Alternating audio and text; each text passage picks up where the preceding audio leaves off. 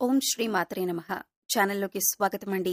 పూర్వజన్మ పుణ్యఫలమే వృషభరాశి వారికి ఊహించని రూపంలో సాక్షాత్తు ఆ పరమేశ్వరుడే వీరిని అనుగ్రహించబోతున్నాడు. కేవలం ఒకే ఒక్క అభిషేకం ఈ రాశివారి జీవితాన్నే మార్చేస్తుంది. వీరికున్నటువంటి దోషాలు, శాపాలు అన్నీ కూడా నశించిపోతాయి. అయితే ఈ రాశివారు చేయవలసిన అభిషేకం ఏమిటి? ఈ అభిషేకం ద్వారా వీరు జీవితంలో ఎటువంటి ఫలితాలను పొందబోతున్నారు? అలాగే వీరి జీవితంలో ఆశించిన ఫలితాలను పొందటానికి చెయ్యవలసిన దేవతారాధనతో పాటుగా పాటించవలసిన పరిహారాలను గురించి ఈ వీడియోలో వివరంగా తెలుసుకుందాం. కానీ అంతకంటే ముందుగా మీరు కనుక మన ఛానల్ని ఇప్పటివరకు సబ్స్క్రైబ్ చేసుకోకపోయినట్లయితే సబ్స్క్రైబ్ చేసుకొని పక్కనే ఉన్న బెల్ ఐకాన్ నొక్కి ఆల్ సెలెక్ట్ చేసుకుంటే మేమిలాంటి వీడియోస్ అప్లోడ్ చేయగానే ముందుగా మీకు నోటిఫికేషన్ వస్తుంది. ఈ రాశివారిని సాక్షాత్తు ఆ పరమేశ్వరుడే రక్షించబోతున్నాడు. ఈ రాశివారు ఎవరైతే జీవితంలో అనేక సమస్యలతో ఇబ్బందులు పడుతూ ఉన్నారో, అలాగే కొన్ని శాపాల కారణంగా బాధలు అనుభవిస్తూ జీవితాన్ని భారంగా గడుపుతూ ఉన్నారో, అటువంటి వారికి ఊహించని రూపంలో వారి సమస్యలకు పరిష్కారం లభించబోతుంది. ఈ రాశివారు కేవలం ఒకే ఒక్క అభిషేకంతో వీరి జీవితంలో ఉన్నటువంటి కష్టాలు, బాధల నుండి విముక్తి పొందొచ్చు. అయితే వీరు చేయవలసిన అభిషేకం ఏమిటి? అలాగే ఈ అభిషేకాన్ని వీరెలా నిర్వహించాలి అనేటటువంటి విషయాల గురించి తెలుసుకుందాం. ఈ రాశివారు చాలా మొండితనం కలిగి ఉంటారు. అలాగే వీరు దూకుడు స్వభావం కలిగి ఉంటారు. అంతేకాకుండా వీరికి కోపం ఎక్కువగా ఉంటుంది. అలాగే ఎవరూ సాధించని పనులను కూడా వీరు సులభంగా సాధించటం వలన వీరికి గర్వం అనేది ఎక్కువగా ఉంటుంది.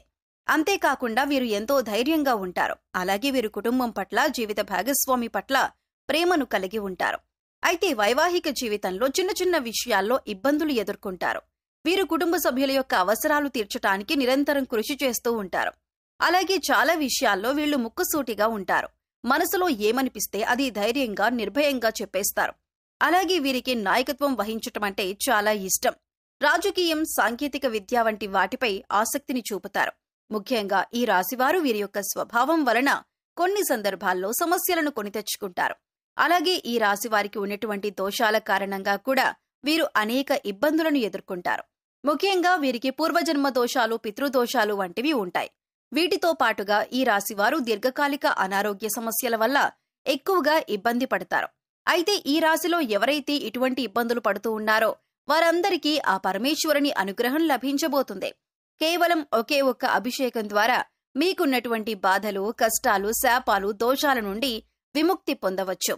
అభిషేక ప్రియుడు అయినటువంటి ఆ పరమేశ్వరుడు 12 జ్యోతిర్లింగ రూపాల్లో ఈ భూమండలంపై వెలిశాడు. ఈ విధంగా వెలిసినటువంటి 12 జ్యోతిర్లింగాలకు అనేక విధాలుగా అభిషేకాలు నిర్వహిస్తూ ఉంటారు. ఒక్కొక్క అభిషేకానికి ఒక్కొక్క ప్రాధాన్యత ఉంది. అయితే లింగరూపధారి అయినటువంటి ఆ పరమేశ్వరునికి ఏ విధంగా అభిషేకం చేయాలి, అలాగే అభిషేకం చేయటం ద్వారా ఎటువంటి ఫలితాలను పొందుతామో తెలుసుకుందాం. మనకున్నటువంటి కష్టాల నుండి, బాధల నుండి, దోషాల నుండి విముక్తి పొందాలి అంటే లింగరూపధారి అయినటువంటి ఆ పరమేశ్వరునికి మనం ఏ విధంగా అభిషేకం చేయాలి, అలాగే ఏ విధంగా అభిషేకం చేయటం ద్వారా ఎటువంటి ఫలితాన్ని పొందుతామో తెలుసుకుందాం. కంచిలో వెలిసినటువంటి ఏకాంబరేశ్వర శివలింగానికి ధారాభిషేకం చేస్తారు. ఈ విధంగా చేయటం వలన సకల పాపాలు నశిస్తాయి. అలాగే తేజోలింగధారి అయిన ఆ శివునికి రుద్రాభిషేకం అంటే చాలా ఇష్టం. ఈ రుద్రాభిషేకం చేయటం ద్వారా సర్వసంపదలు చేకూరుతాయి. అలాగే చిదంబరంలోని చిదంబరేశ్వరుడికి శతరుద్రాభిషేకం చేస్తారు. ఈ శతరుద్రాభిషేకం వలన కుటుంబాభివృద్ధి జరుగుతుంది. అలాగే శ్రీకాళహస్తిలోని కాళహస్తీశ్వరుడికి ఏకాదశ రుద్రాభిషేకం చేస్తారు. ఒరిస్సాలోని కోనార్క్లోని సూర్యరూపధారి అయిన శివునికి లఘు రుద్రాభిషేకం చేస్తారు. దీని వలన పునర్జన్మ ఉండదని శాస్త్రం చెబుతుంది. అలాగే చంద్రనాథలింగంకి మహారుద్రాభిషేకం చేస్తారు. దీనివల్ల జ్ఞానాభివృద్ధి జరుగుతుంది. అలాగే ఖాట్మాండు వద్ద త్రినాథ క్షేత్రంలో అతి రుద్రాభిషేకం చేస్తారు. ఈ అభిషేకం వలన అఖండ పుణ్యముక్తి చేకూరుతుంది. అలాగే శివలింగానికి ఆవు పాలతో అభిషేకం చేయటం ద్వారా సంతాన ప్రాప్తి కలుగుతుంది. అంతేకాకుండా బిల్వపత్రం ఉంచిన నీటితో అభిషేకం చేయటం ద్వారా ఆయువు, ఆరోగ్యం అభివృద్ధి చెందుతుంది. అలాగే స్వచ్ఛమైన నీటితో అభిషేకం చేయటం వలన సకాల వర్షాలు కురుస్తాయి. కొబ్బరి నీరు, తేనె, పండ్ల రసం, చెరుకు రసం, నెయ్యి లాంటి వాటితో అభిషేకం చేస్తే సకల పాపాలు నశించి ఆరోగ్యం, ఐశ్వర్యం, వంశాభివృద్ధి జరుగుతుంది. అంతేకాకుండా శివపూజ మహత్యంలో చాలా విశేషమైనటువంటి ఒక అభిషేకాన్ని గురించి వివరించారు. అదే సహస్ర ఘటాభిషేకం. ఈ సహస్ర ఘటాభిషేకంలో 1296 కలశాలతో అద్భుతంగా శివునికి అభిషేకాన్ని నిర్వహిస్తారు. ముందుగా ఈ అభిషేకానికి 1296 కలశాలను సిద్ధం చేసుకుంటారు. తరువాత వాటిని శుద్ధి చేసి వాటికి విభూదిని రాసి బొట్లు పెట్టి తరువాత అష్టగంధ సుగంధ ద్రవ్యాలు అలాగే పంచామృతాలు అన్నింటినీ కలిపి అభిషేక జలాలను సిద్ధం చేసుకుంటారు. ముందుగా సిద్ధం చేసుకున్న ఘటాలన్నింటికీ ధూపాన్ని వేస్తారు. తరువాత వాటన్నింటినీ ఒక క్రమ పద్ధతిలో ఉంచి తయారు చేసినటువంటి అభిషేక జలాన్ని ఆ కలశాల్లో నింపి పూజా కార్యక్రమం నిర్వహిస్తారు. ఆ తరువాత ఆ 1296 కలశాలతో లింగరూపధారి అయిన ఆ పరమేశ్వరునికి అభిషేకం చేస్తారు. ఈ విధంగా అభిషేకం చేయటం వలన పూర్వజన్మ దోషాలు, సర్పదోషాలు, పితృదోషాలు వంటివన్నీ కూడా తొలగిపోతాయి. అయితే అందరూ ఈ సహస్ర ఘటాభిషేకాన్ని నిర్వహించలేరు. ఎందుకంటే వారి వారి ఆర్థిక ఇబ్బందులు, అలాగే వారి యొక్క జీవన శైలి, అలాగే ఇతర సమస్యల వలన అందరూ కూడా ఈ అభిషేకాన్ని నిర్వహించాలంటే సాధ్యం కాదు. కాబట్టి ఈ రాశి వారికి కేవలం ఒకే ఒక్క అభిషేకంతో ఆ పరమేశ్వరుడి యొక్క అనుగ్రహం ఏ విధంగా పొందాలో తెలుసుకుందాం. ఈ రాశివారు కేవలం ఒకే ఒక అభిషేకం చేయటం వలన వారికున్నటువంటి కష్టాలు, దోషాలు, శాపాల నుండి విముక్తి పొందవచ్చు. అలాగే ఈ రాశి వారికి ఈ అభిషేకం చేయటం వలన సులభం.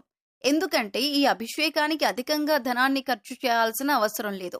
కేవలం మీ యొక్క భక్తి శ్రద్ధలు మాత్రమే ఈ అభిషేకానికి అవసరం. కాబట్టి ఇటువంటి అభిషేకాన్ని చేయటం ద్వారా మీ జీవితంలో మార్పును పొందవచ్చు. అయితే ఈ రాశి వారు పాటించవలసిన అభిషేక విధానం గురించి తెలుసుకుందాం. ముందుగా శ్రేష్టమైనటువంటి పుట్టమట్టిని తీసుకోండి. తరువాత శ్రీగంధం చెక్కను తీసుకుని దాన్ని నూరి గంధాన్ని తీయండి. తరువాత ముందుగా తీసుకున్నటువంటి పుట్టమట్టిలో ఈ శ్రీగంధం కలపండి. ఈ విధంగా కలిపి ఆ పుట్టమట్టితో ఒక శివలింగాకృతిని తయారు చేయండి. ఈ విధంగా తయారు చేసినటువంటి శివలింగానికి చందనం, సుగంధ ద్రవ్యాలు, కస్తూరి, అలాగే గంగాజలం, పంచామృతాలతో మీకు వీలైనటువంటి వాటితో 20 రోజుల పాటు అభిషేకాన్ని ప్రతిరోజు నిర్వహించండి. అలాగే శివలింగం దగ్గర ప్రతిరోజు బిల్వదళాన్ని ఉంచండి. ఈ విధంగా 20 రోజుల పాటు అభిషేకం చేయటం ద్వారా ఈ రాశివారి జీవితమే మారిపోతుంది. వీరికున్నటువంటి శాపాలు, దోషాలు అన్నీ కూడా తొలగిపోతాయి. అంతేకాకుండా ఈ విధంగా తయారు చేసినటువంటి శివలింగాన్ని గుండెల దగ్గరగా పెట్టుకొని ఓం నమః శివాయ, ఓం నమః శివాయ అని 108 సార్లు జపించటం ద్వారా వీరికున్నటువంటి అనారోగ్య సమస్యలన్నీ కూడా తీరిపోతాయి. అలాగే ఈ రాశివారు జీవితంలో ఆశించిన ఫలితాలను పొందటానికి పాటించవలసిన పరిహారం గురించి తెలుసుకుందాం. ఈ రాశివారు సూర్యుని అనుగ్రహం కొరకు సూర్యబీజ మంత్రాన్ని ప్రతినిత్యం జపించాలి. అలాగే వీధి శునకాలకు అంటే కుక్కలకు ఆహారం అందివ్వాలి. నలుపు, తెలుపు రంగులో ఉన్న కంబళిని దానం చేయాలి. ఉలవలతో చేసిన ఆహార పదార్థాలు పేదలకు పంచాలి. ఉలవలను నీటిలో నానబెట్టి గోవులకు తినిపించాలి. అలాగే మంగళవారం నాడు ఉపవాస నియమాన్ని పాటించటం, సుబ్రహ్మణ్య స్వామి దర్శనాన్ని చేసుకోవటం శుభ ఫలితాన్నిస్తుంది. సో చూశారు కదండి, కేవలం ఒకే ఒక అభిషేకం ఈ రాశివారి జీవితాన్ని ఏ విధంగా మార్చేస్తుంది. అలాగే ఈ అభిషేకం ద్వారా వీరికున్నటువంటి శాపాలు, దోషాలు ఏ విధంగా నశించిపోతాయి వంటి విషయాల గురించి ఈ వీడియోలో వివరంగా తెలుసుకున్నాం కదా. ఈ వీడియో మీకు నచ్చినట్లయితే లైక్ చేయండి. మీ ఫ్రెండ్స్ అండ్ ఫ్యామిలీ మెంబర్స్ లో వృషభ రాశి వారు ఉంటే వారితో ఈ వీడియోని షేర్ చేసుకోండి. అలాగే ఇప్పటి వరకు మీరు కనుక మన ఛానల్ ని సబ్స్క్రైబ్ చేసుకోకపోతే సబ్స్క్రైబ్ చేసుకుని పక్కనే ఉన్న బెల్ ఐకాన్ నొక్కి ఆల్ సెలెక్ట్ చేసుకుంటే మేము ఇలాంటి వీడియోస్ అప్లోడ్ చేయగానే ముందుగా మీకు నోటిఫికేషన్ వస్తుంది. మరో చక్కటి వీడియోతో మళ్ళీ కలుసుకుందామండి.